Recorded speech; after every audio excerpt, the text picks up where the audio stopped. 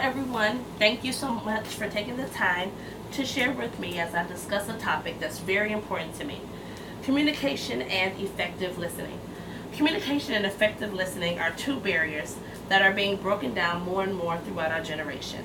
With social media being as prevalent as it is, we have Facebook and Twitter, we have Instagram and Pinterest, we have Vine, which is so ridiculous to me, and a complete waste of money.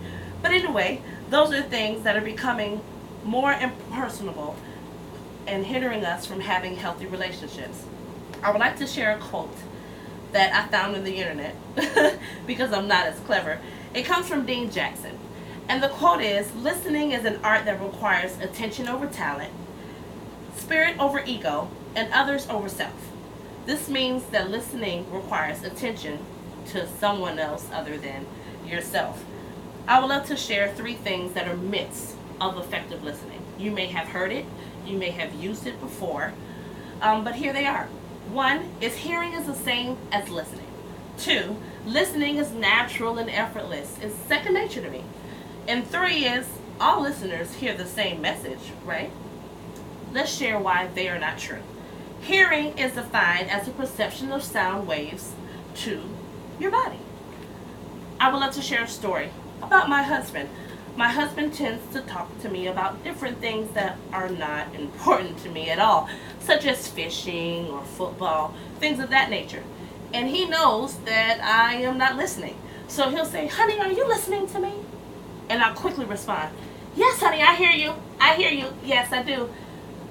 He knows that I'm not listening because listening is an active process of paying attention to the sound, assigning meaning to it, and responding.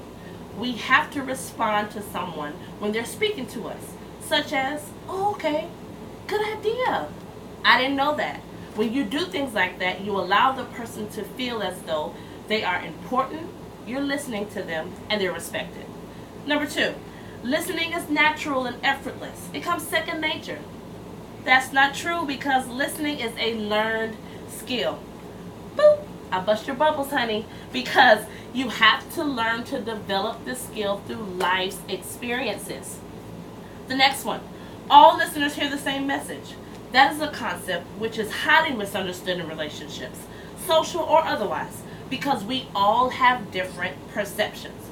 4 elements that compose our different perceptions are our biases, our experiences, our gender, and our culture.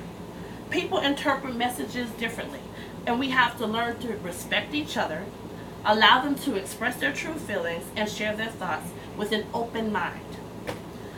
Lastly, I would love to share something with you that I found from researchers.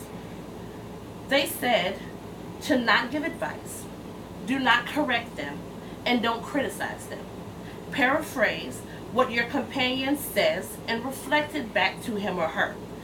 Validate their feelings whenever you have an opportunity to do so, and remind your loved one that there are basically 4 feelings: mad, sad, glad, and fear. The rest are just variants of these. Let me share who I am. My name is Alita Thompson. I'm married to a lovely husband. I have 2 beautiful children. I'm pursuing a degree in public communication and relations.